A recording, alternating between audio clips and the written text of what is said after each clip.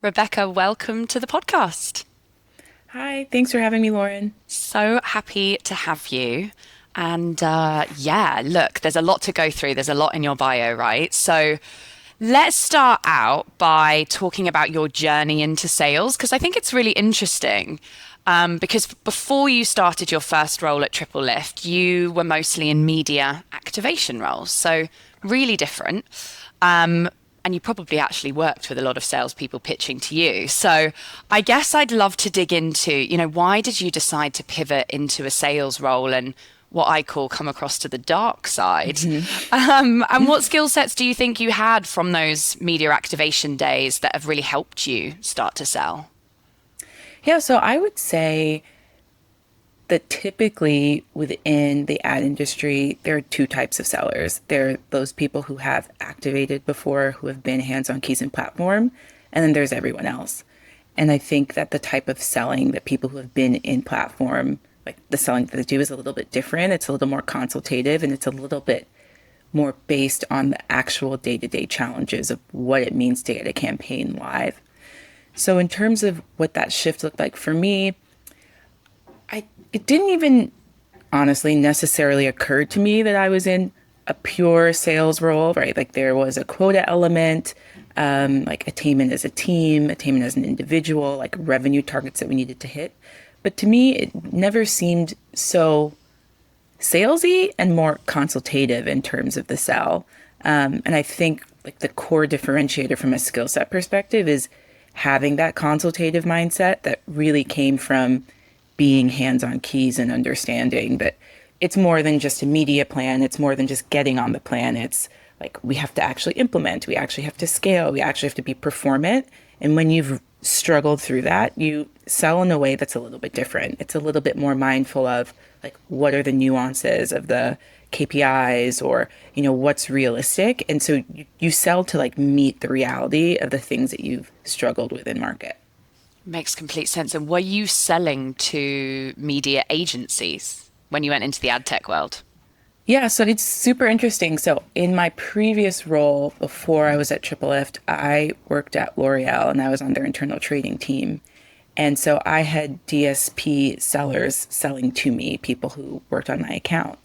And then when I moved to the Triple Lift side, those people then became my clients. That became the subset of people that I was trying to sell to. So in a way, I already knew who they were. I understood like what their sale was like because they had to sell to me. But I think the biggest takeaway that I've had from that experience is that the industry is small. And in ad tech, like within 2 to 3 years, you could be on a completely different side of the market. And the person that you sell to is one day selling to you later, or you're a client of theirs. And so it's really small. And so in terms of like what that means in terms of your working relationships with people, like you have to be pretty on the up and up so that as you make those transitions, you're able to have good continuing relationships with them. Absolutely. But I think it also plays in so well where you talk about like problem solving and truly being able to like understand the landscape of like plugging into strategies. That's what you were doing in the media activation world. So in a way, you've kind of lived a life in the day of your bio because you've done that. And I think truly and deeply understanding both sides can really help you. I guess the question I had is you talked about quota attainment. That can be quite daunting for some people. I think, Hmm. especially that feeling of this kind of looming target over the top of your head and fear around that. How did that feel for you? Was there any fear associated? It was a little bit scary. And I will say, I think what was interesting for me at the time was I was on a net new team, really like a net new position in the client that we were serving. And so we were in this space where we were figuring out like, what does quota attainment look like? How do we set it? What are the different strategies? What's realistic?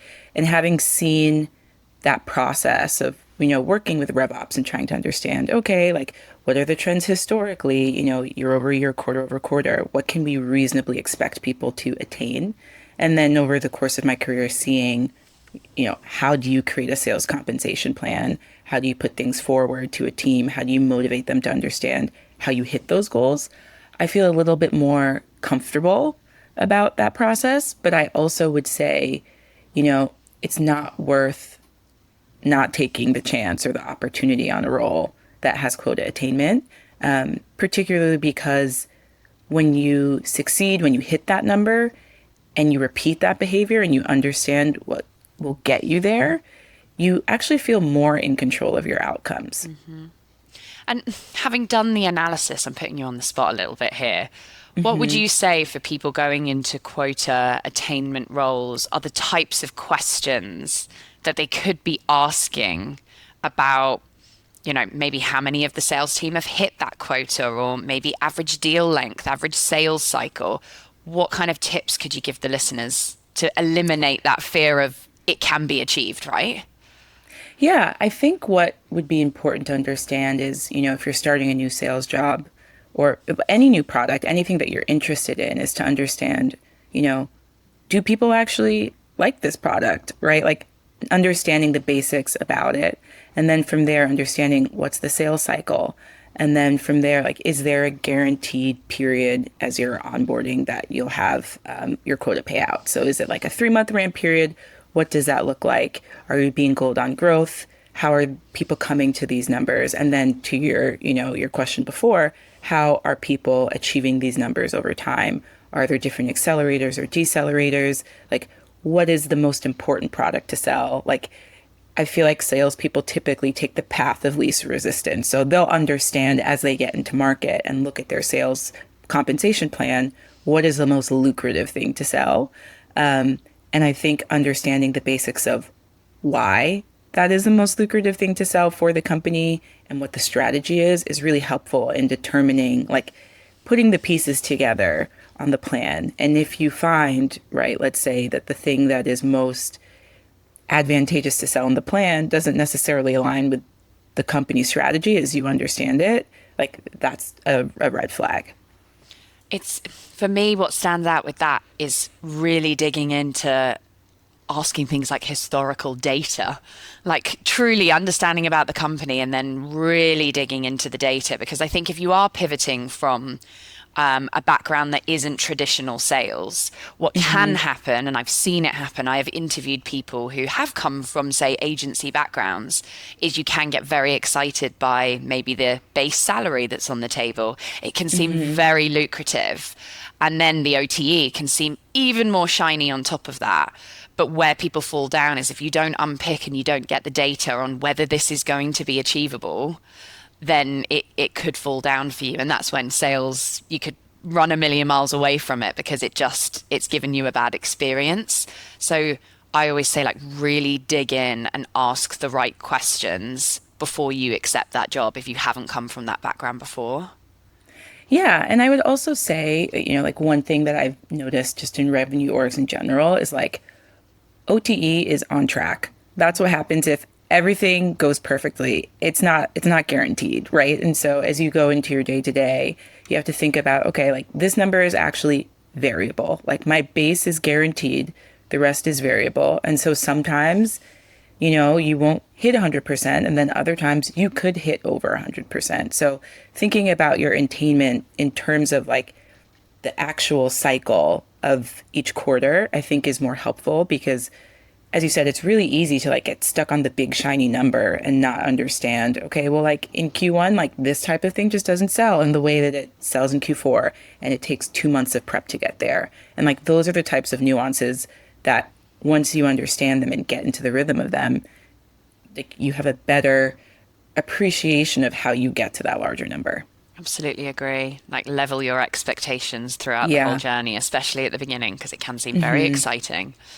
Well, let's dig into that because of non-traditional sales roles, because that's kind of your journey, right? And I love this conversation because I haven't had a guest yet that can show that there are, like, so many different avenues you can take into this profession. It's not just one way into sales.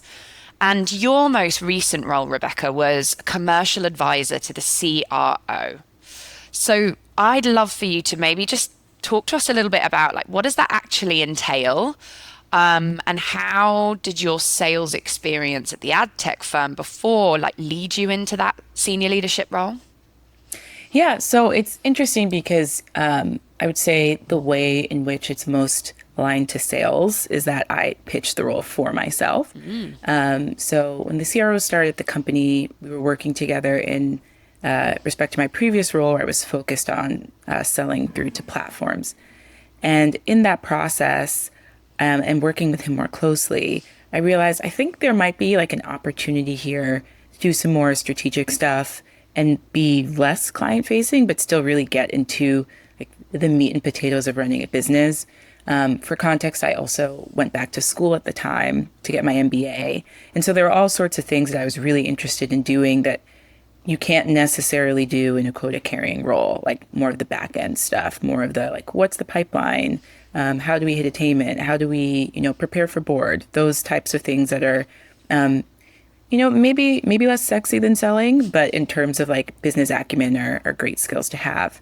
And so I went to an offsite and met a woman who introduced herself as a chief of staff to a CRO. And I was like, we should talk. And we did. And she helped me craft a job description. I did some planning on comps, like looked into the marketplace and tried to really understand and craft what that role could look like. And then I pitched the job opportunity to the CRO at the time. And he said no the first time around. And then maybe 6 weeks later, he was like, okay, I think you're right. And so I think that really elucidates from the sales perspective, like that you should just shoot your shot.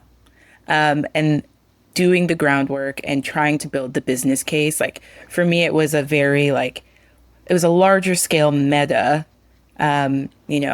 selling scenario that proved like really helpful to kind of help validate the point that if you understand who you're selling to, whether it's, your CRO or your end client or even your internal colleagues, you understand what their issues are, you research them, you make a pitch, like there's a chance that either now or down the road, they'll accept it. And then in terms of the day-to-day, the things that I was most focused on were how do we like tap into all of the different strategic initiatives that each of the teams are doing? How can I be helpful? How can I help us prepare for board? Essentially, like how do these sales business units perform better? Who are their end clients? And then what are the blockers internally or types of projects that we can do to increase their efficiency? I mean, it's literally like you've got like a bird's eye view of everything, isn't it? Mm-hmm. Would you say that it played into your superpowers, Rebecca? Because I always say in sales, you've got to, I love how you sort of pitched that role for yourself because you felt there was a need for the business. But would you say that that also was like a skill set of yours that really played into your strengths? Yeah, I mean, I think if you had asked me maybe 2 or 3 weeks ago what I thought my superpower was, I would say it's just being with people and connecting people and wanting to spend time with people. But I actually think now that it's about being observant and understanding what are complementary skill sets or what are complementary products or complementary things that could make the life of the client easier, or, in instances where you're selling to someone who has a different client, like what does the end client need? So I think just being observant and understanding, like, where are the ways that one can provide value, whether that's with their product or with a job pitch, like trying to see how you can kind of round out the skill set. You mentioned there sort of no longer being client facing, or at least that's what I'm taking away from the role that you sort of curated for yourself. How did you stay super connected to the sales cycle though, where you weren't as client facing anymore? Yeah, I would say that part of it is just showing up to the internal meetings and understanding who's talking to who, what deals are we closing. So whether that's like a weekly business review, if that's like weekly team meetings, because typically everyone has contacts. We all know each other. We've all worked together for a long time. So, even if you're not necessarily on the business, that doesn't mean that you don't have a friend that you can call, someone who can help you provide context on why a deal isn't moving. And even though I wasn't necessarily client facing, I was going to events where there were clients. And I think part of that is due to just like maintaining relationships with people, even though you're not necessarily selling to them, so that when there is an opportunity internally for, you know, a happy hour or a team celebration dinner, the client has an expectation of seeing you somewhere, right? Like the client has an understanding that this person has provided value generally. And even if they're not necessarily like on my account, they're part of the larger team and we want to see them there. So having like independent social relationships that aren't just about selling things to people can ensure that you continue to be in the room, part of the conversation, and that you also are maintaining a Rolodex so you can help your colleagues as they're trying to close. Definitely. What I'm taking away from that is you said the word like observing, listening, staying curious. I think it's such an important thing. I must say, my role right now is vice president leading our commercial team. One of the things that I actually always hold is client relationships. So I actually still hold my own clients. Now, I know you didn't necessarily do that, but the reason I'm saying that is like you showing up at events, you being there, you listening to them, it then helps you infer your company's strategy and what you should be doing. And I always, whenever I interview sales leaders, always ask their opinion on just listening and staying close to our customers, because I don't think you can be a true leader if you're not as well. Yeah, I mean, it's interesting because I think if you work somewhere, you're a seller of that place. The way that you show up, the way that you are, when you're in market at events, even being able to do an elevator pitch, like regardless of where you sit at the company, you should be able to tell someone in your industry how you provide value. Like that is just as important as sellers being out pounding the pavement, talking to their clients. Everyone is selling. That's what I say all the Yeah. time. Especially even in your agency days. All of my friends in this industry are from agency backgrounds. Like, actually, you're probably selling more than me sometimes. Not only they have a harder job Yeah. of selling because they're selling multiple partners, multiple channels, multiple strategies. I'm just selling my company and my products and my solutions. So I always Right. take my hat off to them and say, you probably are more of a sales professional sometimes than I even am. Yeah, because there's this element of, mediating the relationships, putting a plan together, but then literally going to the client and saying, of everything in the universe I have observed, I think that you should do these three things. Like that's a very hard sell to do. And when I was working at L'Oreal, a lot of my role was working with internal teams that were more traditional in their media backgrounds, more like TV's and Caps magazines, and like helping to explain the fundamental basics of programmatic, of ad tech, of like what their options were. And so it's not as simple as just like putting something together and saying, do it. Like you have to have a consultative sale. You have to show them that the things that you are choosing actually really align to their goals, or the way that perhaps what they think they want does not align to their goals. And that's actually, in my mind, probably more difficult than, to your point, going to one customer and saying, I had this one thing for you to buy, like within my suite of products. Like it's more discreet in the terms of it's all from you versus going to a client and saying, here's everything that you could do, and I want you to focus on these three. Do you think, it's just thinking on the spot here, take yourself back Yeah. to your agency days. Do you think there would have been value in some form of sales training? And the reason I say that is because you talk about challenging your customers, your clients, putting forward strategic ideas that maybe are not quite what they want, but you think is going to drive a better performance for them. Do you think that there's an element of, yeah, the foundations of best practice in sales would actually be really complementary for other industries, not just quota carrying sales reps, right?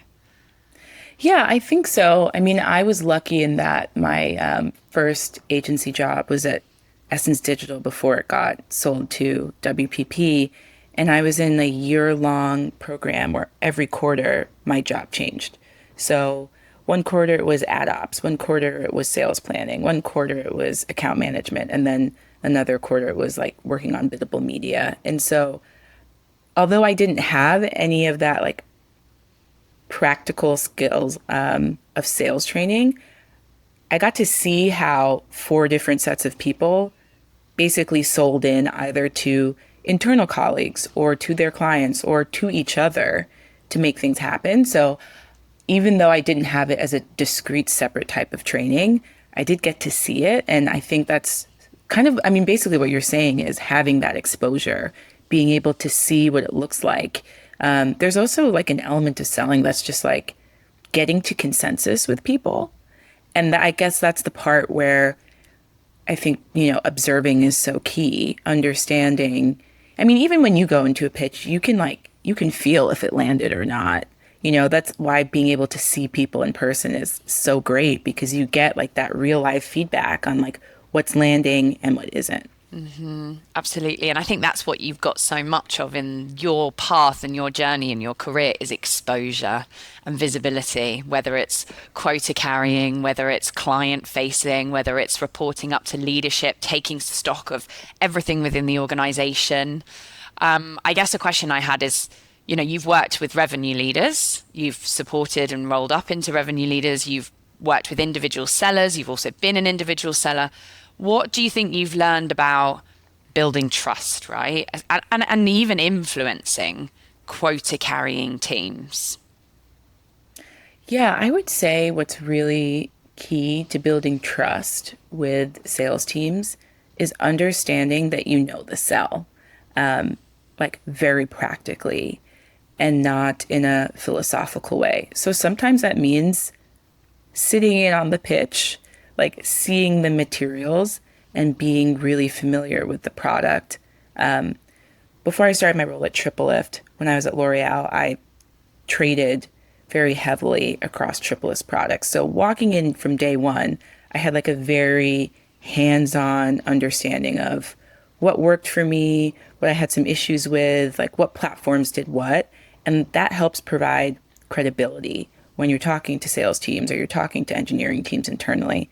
And so if you are, I also find like, the more senior you are, sometimes the more that you are unclear on how the sausage is made. And sometimes that's fine. And in many cases, that's preferable. But I think the key part of, helping to earn that trust with sales teams is like being out on the calls and then also, when it comes to your own Rolodex or your own contacts, being really open to sharing who you know or sharing, ways that you can help complement their sell. And one thing that I've also has found really helps build trust is when something falls through or it isn't moving, being able to, lean on that Rolodex and just being like calling a friend and saying, what happened? How did we get here? Because I think that sometimes sellers can waste a lot of time chasing a white whale. And sometimes the kindest thing that you can do is just give them that context of why they should move on. And I think just that level of transparency and being close to, what it means to hit the pipeline number and really like digging down into like what we need to achieve and being really clear with the teams is how you build trust with them. Gosh, I can see you as like such a reliable person to have within a business. And I really, yeah, I imagine a lot of people would find value in soundboarding with you and you being quite directional with your advice. You're absolutely right. And that is a massive tip for any sellers listening is sometimes get an outsider's perspective on how you're spending your time and your energy, because sometimes it does take someone like you to go, that's a waste of your time. It's not worth it. We did it the other day. We did something called client action plans. A lot of people might see them as strategic client engagement plans. And quite a few of the team, we were like, nope, drop that one, move on. Let it Find go. something and let it go. Exactly. Find something else. It's not the right time for you. I would love to dig into Rebecca because I always find with anyone within sales, they're incredibly passionate. And often doing things outside of their day to day. Let's face it. I mean, this podcast is something I do outside of my day to day. We're always hustling, aren't we? And you began leading the Women in Programmatic Network in the US, which is amazing. And you did that whilst you were in a quota carrying role. Talk to us a little bit about that network. What is it today? And how on earth did you do that while you were in a quota carrying role? Yeah, so the Women in Programmatic Network was founded in 2020 in the UK. with the goal of increasing the pay, power, and parity of women in ad tech. And actually, the reason why I sought the network out is because I got to a point when I was actually beginning to start managing a team where I felt like I had no idea what was going on in the industry. I think when you're agency side, people are always trying to sell to you and you're always trying to sell things to your clients. So you kind of have like a pulse on what's going on. But once I moved over like into an SSP, I really just was missing kind of like an understanding of the industry outside of my direct competitors or things that were complementary sales opportunities for my clients.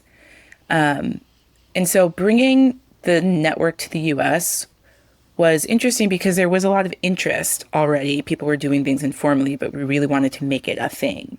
And I think what was super interesting about that was in one of the earliest calls I had with one of the founders, she was just like, you have to own this completely and you just have to do it. Just own it and do it. And I think that was probably one of the first times in some semi-professional context where I was like, this is all on me to make it happen or not happen, which can be like what carrying a quota is like, Yeah. where like the only thing between you and the number is how hard you're going to hustle. And it's been such an amazing experience, particularly because, you know, when I think about what it means to sell, like in this context, selling is like bringing people into the vision. And I've also been thinking really strategically about what does it mean to have people be part of that vision? It doesn't just mean I'm creating a network of people for me to potentially sell to, or just bringing a group of women in sales together, right? Like I want women who work in product, who work in engineering, who work in HR, who work in marketing across all parts of the business to come together and create opportunities together and teach them about what's going on in our industry and like helping to provide space for people to learn more and maybe pivot into sales, maybe pivot out of sales. Maybe they want to leave, you know, ad tech entirely. But regardless, creating an opportunity in a space where people feel comfortable asking questions, where you can find some informal or formal mentorship. Like some of the people who have been most impactful to my journey are the women who I've met through this group who've either directly offered me opportunities or have, you know, inspired me to talk to other people or to take on different types of projects. And I think, you know, your question of how did I end up doing this while still having, you know, a full-time job? Because this is very much like a nights and weekends passion project. I think just seeing the need and seeing how badly women wanted this avenue and this area to communicate and come together, like to your point of being observant, like seeing what's missing and understanding that from a cost benefit analysis perspective, like missing out on this opportunity would be too great of a loss. Not necessarily for me personally, but for the industry at large. And like transparently, like it is great to have a Rolodex of people that, you know, when you go to conferences, people know who you are. They're able to pass you off to other people that they know and your network just expands. But that to me is like the fruit of the labor. It's not the purpose of the labor, right? The purpose is to bring people together. And then that is just organically what happens. Networks are so powerful. Whether you're leading them like you are, you're involved in them, they're such a safe space to, yeah, as you rightly say, like learn from each other, support each other. Maybe it gives you the confidence to pivot your career because maybe it's not quite right for you. So thank you for everything you do in that space, especially to support women, because it is a lot of passion and dedication that you give outside of your day job, but the impact that it has on women and the fact that you observed that it was a need, people were calling out for it, you know, all kudos to you for doing that. Thanks. So I want to kind of wrap up Yeah. with skills, right? Because again, we've talked a lot about the privilege that you've had so much exposure and visibility. And that's, you know, everything from go-to-market strategies, sales enablement. We've talked about quota carrying. I know that you've been at the forefront of AI trends and what's happening now in the market.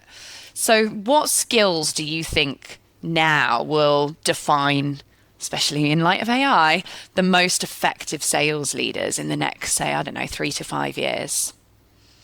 Yeah, so in terms of just following with the like observant trend, I think really focusing when it comes to AI specifically is use cases, like being very clear on what are the problems that people have and what are you trying to solve. And in the context of go-to-market strategy, I think it's really helpful to map those use cases to discrete parts of the sales journey. So whether that's, qualifying leads, writing better emails, understanding your churn analysis with customers, like where does that fall in the actual timeline of your customer development? And then being very clear on, okay, what potential AI products can I use that account for specific use cases?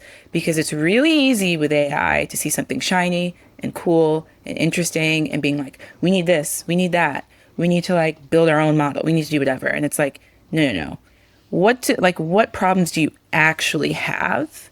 Right. So for example, if you feel like your sales team should be doing, or so let's say, you feel like there's an opportunity to coach your sales team more. Like, what are the actual projects or products that you can use? And then trying to say to yourself, especially because so many platforms and products have AI, before you buy something that new, like, what do you already have?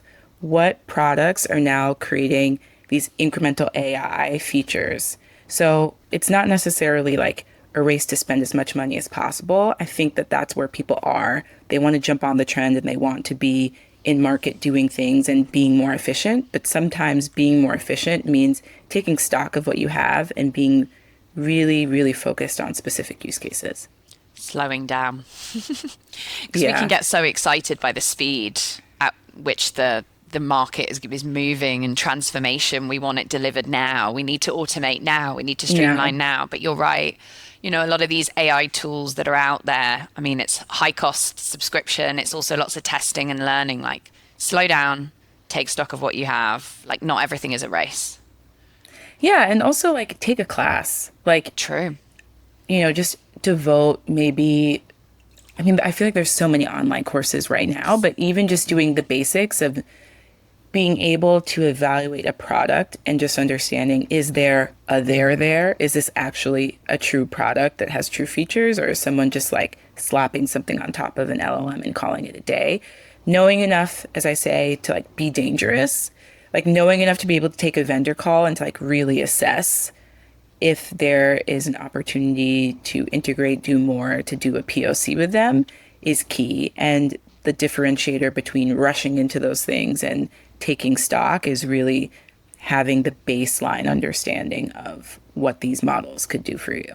Yeah, absolutely. Define your challenges and your problems, what the non-negotiables are. We did that the other day on a piece of technology we wanted to implement. What are the non-negotiables that we need?